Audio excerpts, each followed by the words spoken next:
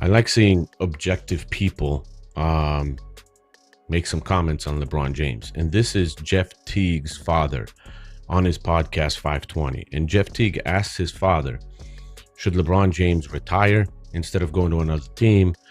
And the response from his father actually surprises him. The massive illusion surrounding LeBron James is finally beginning to shatter right before our eyes. While corporate sports networks continue to hypnotize the public with empty stat sheets, respected basketball minds are starting to voice the absolute truth. The legacy padding has officially become too obvious to ignore.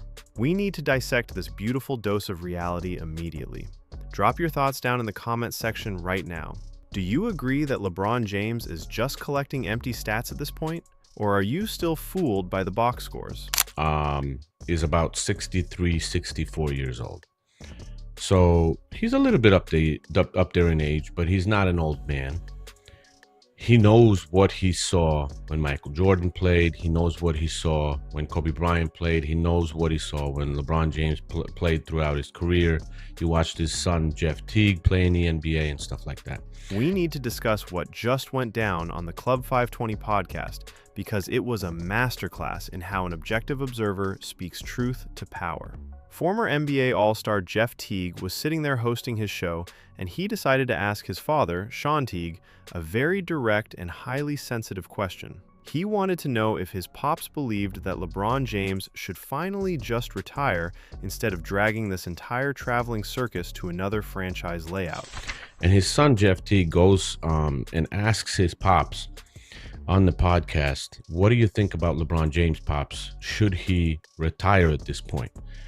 And he gives a answer that I think not a lot of people want to give, especially in the media. They like looking at LeBron James's numbers, and he's averaging 21 or 22, and he's still very effective and all that. But what Jeff Teague's father says about what LeBron James brings in numbers wise, but he questions his effectiveness as a player, which I think is a very good observation, because he gets his numbers and he makes sure to get his numbers, but he's not as effective as a player anymore. The response from Sean Teague was so incredibly objective and precise that it completely stunned the room, mostly because it addresses the giant pink elephant that the mainstream media is completely terrified to acknowledge. Mr. Teague is an older gentleman, right around 63 or 64 years old, which means he is at that perfect age where he has actually witnessed real, uncompromised basketball greatness. He didn't just grow up watching highlights on a smartphone screen. He watched Michael Jordan dominate the planet. He watched Kobe Bryant tear through defenses. He watched LeBron's entire career unfold from day one. And he watched his own son compete at the absolute highest level of professional basketball. So when a man with that level of basketball pedigree looks at the current state of the league and says it is officially time for LeBron James to pack his bags and retire, you have to listen. But it wasn't just the fact that he told him to retire that makes this so hilarious. It was the specific reason he gave. Mr. Teague pointed out that while LeBron is obviously still going to go out there and secure his daily 21 or 22 points on the stat sheet, his actual effectiveness as a basketball player has completely evaporated. And a lot of people try to shy away from that because they just try to present you the numbers like, oh, look how many points he's averaging. Look how many rebounds he's averaging. But when is he averaging them? How is he averaging them? He's screaming at his teammates. Like last season, the Lakers, he screamed at Austin Reeves for not allowing him to rebound the ball to get a triple-double, stat padding in situations where he can. So he will always raise his numbers up. But the numbers are not as effective as they used to be. And in situations like he used to get those numbers, he just gets them where he can to have his stat sheet represent a high point total, high rebound total. That is an absolute tactical dagger to the heart of the entire LeBron media machine. For years, the corporate media has used a very specific, highly lazy defense mechanism whenever anyone points out that LeBron's teams are consistently struggling to stay afloat in the standings. They immediately pull up the box score, point aggressively at the numbers, and shout about how nobody in history has ever produced those specific metrics at this stage of their career. Before we go there, what you think about LeBron? You think he should retire? I think he should. I just thought he needed to do a farewell tour. I thought so. But I think coming back, Pops. He got 3 more years left. 25. he may still average that, but I think his effectiveness in terms of he's averaging the numbers, but his effectiveness as a player. He just won a playoff series. Yeah. With nobody, with his son. I mean, I get it. I understand it, but I just think it's that time. I say go out on top. I feel that. Yeah. I say go out on top. I feel and that. If you give that a year, give some young buck behind you a chance. But that's just what my thoughts are on it. That he just do a farewell tour on it and go with. And I think that farewell tour should start with him being at Cleveland.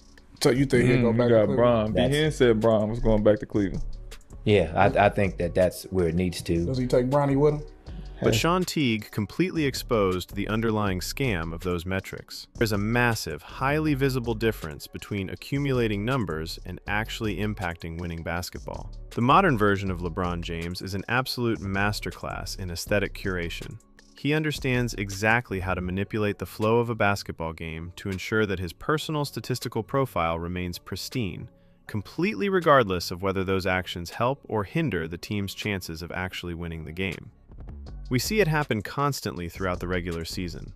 He will completely check out on the defensive side of the ball, coasting down the floor, leaking out for easy transition layups, and floating around the perimeter just to preserve his energy for the next offensive possession where he can hunt a highlight. He will completely hijack the offense in the fourth quarter, pounding the ball into the hardwood for 20 seconds before throwing a desperate pass to a teammate with 2 seconds left on the shot clock, completely shifting the statistical blame for a bad possession onto someone else. If you want to understand exactly how shameless this statistical obsession has truly become, you only have to look back at the highly embarrassing regular season footage where he literally started screaming at his own teammate, Austin Reeves, on live television. Why was he screaming? Was it because of a missed defensive rotation? Was it because of a bad turnover? No, he was furious because Reeves had the absolute nerve to grab a defensive rebound that LeBron wanted to secure for his own personal triple-double pursuit. When you have a multi-time champion actively sabotaging his own teammates on the floor just to pad his individual rebounding metrics in a meaningless regular season game, the entire concept of competitive effectiveness has completely left the building. Mr. Teague also brought up the highly uncomfortable reality of the Bronny James situation, and his perspective as a father who watched his own son earn an NBA career was incredibly telling. He noted that if LeBron does decide to execute another theatrical franchise move to a team like the Cleveland Cavaliers for a final farewell tour, he is mathematically forced to take his son right along with him. Let's be completely honest and transparent about this entire dynamic. Bronny James is simply not a professional basketball player. If his father's name was anything else, this young man wouldn't even be allowed to purchase a ticket to sit behind the bench, let alone occupy a guaranteed roster spot. He is an undersized, non-shooting guard who struggles to impact the game at a G League level.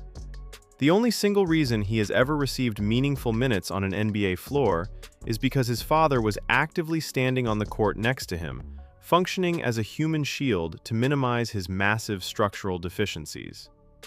Mr. Teague pointed out that he respects the way the kid carries himself, and honestly, we all do.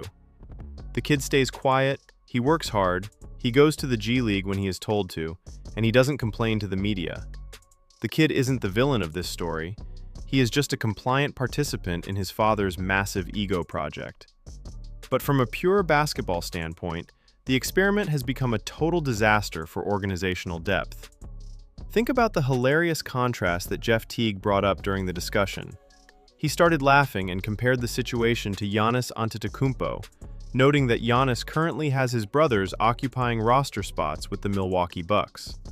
But as Sean Teague quickly corrected him, Giannis's brothers are fully grown adults who have been functioning in professional basketball structures for years. More importantly, Giannis didn't force a franchise to draft his teenage children before they had even developed basic collegiate fundamentals. If LeBron was just a few years younger, He would probably have his younger son Bryce in the league, and he'd probably find a way to get his daughter a roster spot too. The level of institutional control is completely unprecedented and utterly ridiculous. The reality of the situation is that if LeBron James decides to leave the Los Angeles Lakers, or if he finally steps away from the game, Bronny is going to be left completely exposed to the harsh realities of professional sports. Without his father actively commanding the front office and dictating lineups, the Lakers or any other franchise will have absolutely zero incentive to continue wasting development minutes on a player who cannot contribute to winning.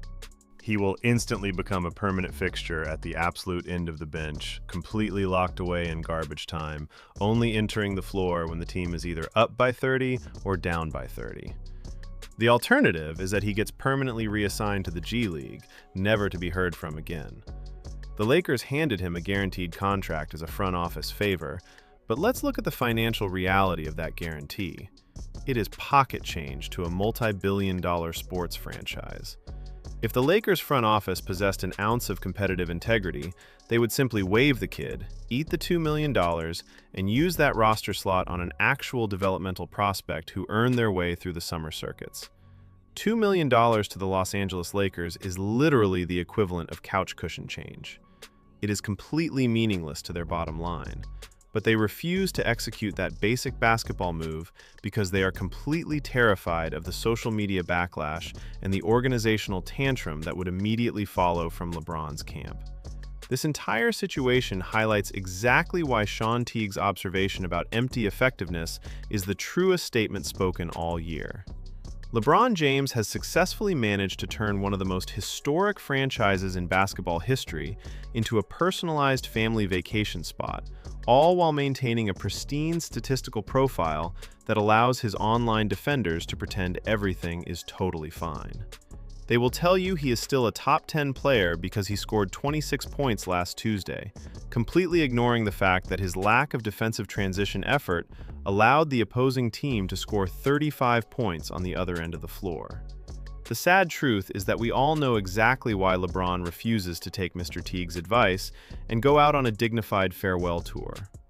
As I have stated repeatedly in past breakdowns, this is an individual who is completely and utterly consumed by historical optics and media narratives. He doesn't just want to play basketball, he wants to possess the ultimate bragging rights over every single athlete who came before him. He is currently entering his 24th year in the league, and anyone who understands his psychological profile knows he is mathematically locked in to play at least a 25th season. Why? Just for the sheer corporate marketing sound of the phrase. He desperately wants to sit in a press conference, lean into the microphone, and tell the media that he has competed in professional sports for an exact quarter of a century. The marketing campaigns write themselves, the merchandise lines are probably already being manufactured, and the corporate partners are salivating at the narrative. He will willingly spend the next 2 years collecting his empty 20 points a night, screaming at younger teammates for missing out on his rebound opportunities, forcing coaches to play his son in meaningless minutes, and leading his team to a spectacular 9th seed finish just so he can secure that historical footnote. The actual competitive drive to destroy the opposition has been replaced entirely by a corporate accounting mindset designed to maximize historical longevity metrics. This is exactly why old-school legends and respected basketball patriarchs like Teague are completely exhausted by the modern product. They remember an era where greatness was measured by your ability to elevate a franchise, anchor a defense, and instill fear into the hearts of your opponents. They remember when a superstar would rather retire at the absolute peak of their powers than stick around long enough to become a defensive liability who exists purely to pad out a statistical ledger. The corporate media will continue to ignore Teague's comments because honesty doesn't generate high-paying advertising revenue for the networks. They need the illusion to continue. They need the public to keep buying the tickets, watching the highlights, and pretending that we are witnessing a historic marvel rather than a highly calculated stat-padding exhibition. But the logical, objective basketball fans who actually understand the structural nuances of the sport see right through the facade. Jalen Brunson recently demonstrated what real, authentic leadership looks like by sacrificing his own maximum contract value to ensure his front office could build a legitimate, highly competitive roster without public interference. He completely rejected the modern player empowerment playbook on a live stage, proving that the younger generation is finally starting to value institutional integrity over individual branding. Meanwhile, LeBron James is operating on the exact opposite end of the spectrum, proving every single day that his personal brand and family legacy project take absolute precedence over the competitive health of his franchise. Mr. Teague dropped an absolute truth bomb on that podcast, and it is a massive shame that more media members don't possess the basic courage to echo his sentiments. The stats will always look beautiful on paper, but the actual tape tells a completely different story. The effectiveness is gone. The circus has overstayed its welcome, and the basketball world is completely running out of patience for this multi-year marketing campaign. The corporate marketing illusion is officially fading, and Sean Teague just delivered the ultimate reality check regarding this entire stat-padding era. Let me know down in the comments if you think LeBron should finally listen to the old heads and retire. If you appreciate honest sports breakdowns without the corporate bias, hit that like button and subscribe right now. See y'all next time.